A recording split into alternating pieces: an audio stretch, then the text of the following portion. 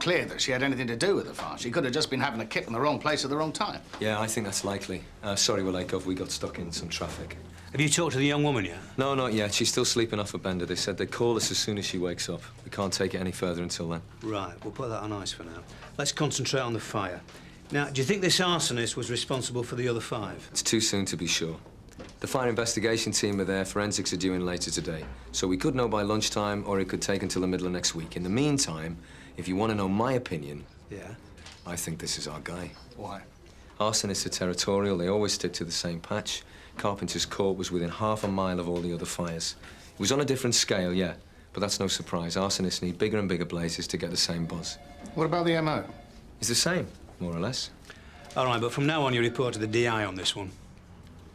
Gov, we're making headway here. I've got a couple of strong suspects. I've got the forensics due in from the fire last week. That wasn't a reprimand, John. Either you report to the D.I or it goes to OCU. Take your pick. OK.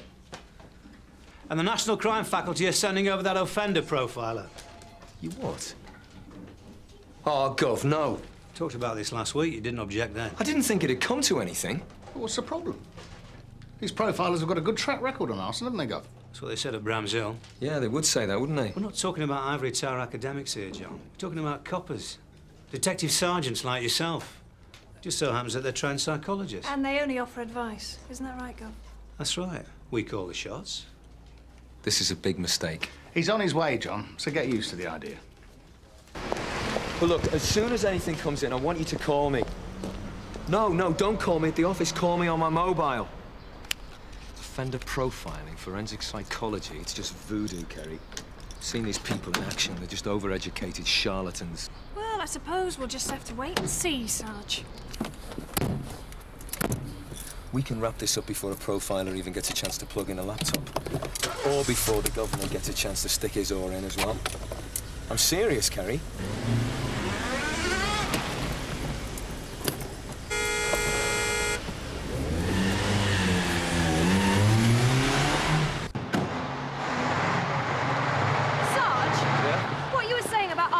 Being territorial, always setting fires in the same neighborhood.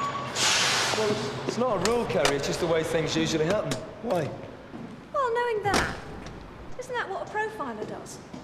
Weren't you using psychology then? Nobody likes a smart ass, Kerry. Try and bear that in mind. You can see the flames for miles. Even then, it took us a while to get on site. The gate was locked, so we had to smash that open. Then we had to shift a dumper truck parked on the other side. So there was no night watchman or security guard? Didn't see any. Our crew had been to an old people's home on the far side of Canley Fields. I guess it was a hoax, but we still had to check it. Delayed us by upwards of 15 minutes. Is that all? All right, thanks a lot, lads. Someone said the Martian was there. Yeah, Eddie's right. One of the blokes saw him. The Martian? Adam Mars, he's off another planet. Adam Mars was at the fire last night. At the back of the crowd as we turned in the gates. Yeah, I saw him after, just as we were leaving. Everyone else had gone, but he was still hanging around, lurking. Martian's a bit lurky at the best of times, though, isn't he? Asking half-wit questions. Yeah, but he's harmless, though. Is he? Why don't we pull Mars in now, Sarge? We've got enough. No, that's all circumstantial, Kerry.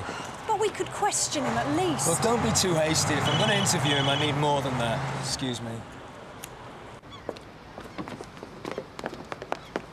So, what's he like? Well, he's not the flash git I was expecting. Well, his secretary seems to think he walks on water. I want to see the security guard. Bladwell, you coming? No, thanks, Gov. There's a few other things that I need to follow up. Right, I'll see you later. Yeah, see you later. Did you get anything useful? No, not especially.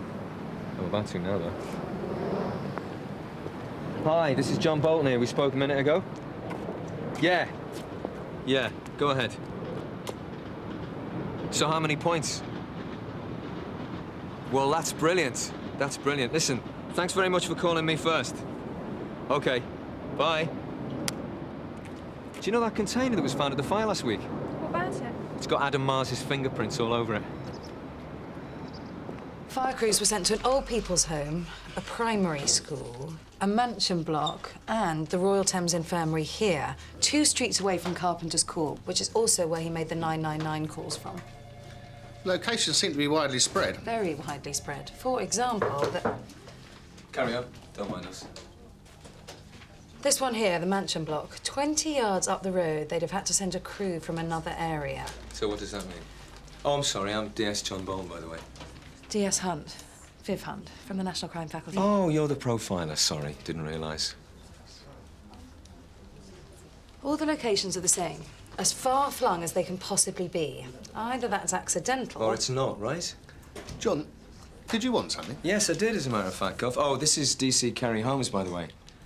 Came to tell you we've got him, Gov. Got who? The arsonist. He's downstairs in custody. I came to tell you before we charged him. How did you manage that? Well, once we hit him with the forensic. What forensic? From the fire last week. Didn't SO3 call you this morning, Gov? Well, anyway, he's coughed to all the arsons. Including last night? That's what I said. Who is he? He's a young lad called Adam Mars. He's the fireman's friend. Sorry, what? He likes hanging around fire stations. He gets off on watching firemen at work. I'm really sorry we didn't move a bit faster. Could have saved you a trip. Well done. Both of you. Do try and keep me up to speed next time. Well, once the ball started running, we could hardly keep up, could we, Kerry? Right, Sarge. Oh, dear. Looks like you're going to have to pack up your laptop and get back to Bram's Hill. Still, another time, eh? Well, I look forward to that, Sergeant Boulton. Gov, can I ask a favour? It's highly irregular, but since I'm off the case...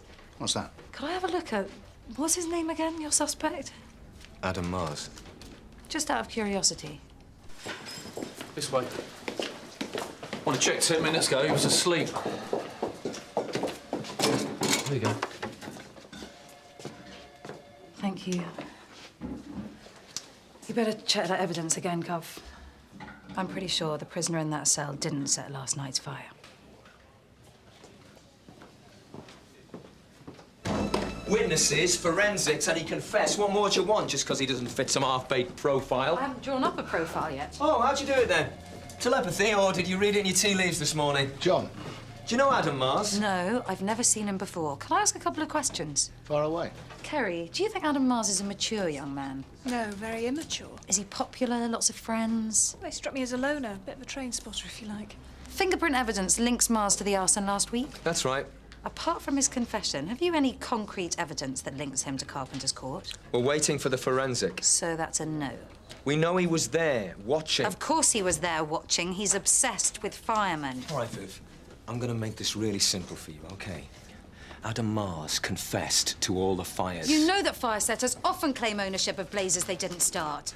It also occurs to me that if you turn the screws hard enough, you could make a scared, immature kid confess to torching the Brazilian rainforest. Are you saying I pressurized him? John, go and get a cup of coffee. I don't want to get a cup of coffee. Then go and cool off. I'll sort it. You tell me how you can tell Adam Mars is innocent just by looking at him. I didn't say he was innocent, Gov. I said he didn't set last night's fire. For a start, he's too young. He may have set all the other fires. They were simple. Carpenter's Court wasn't. It needed planning and patience. Maybe specialized knowledge, too, not the work of a teenager. I see.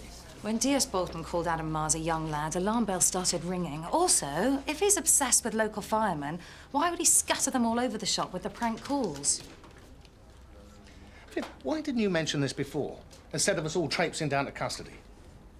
I want to apologise for that, Gov. It was unprofessional. I could tell D.S. Boulton felt, well, hostile towards me, so... You did it to wind him up. Sorry, Gov. Worked.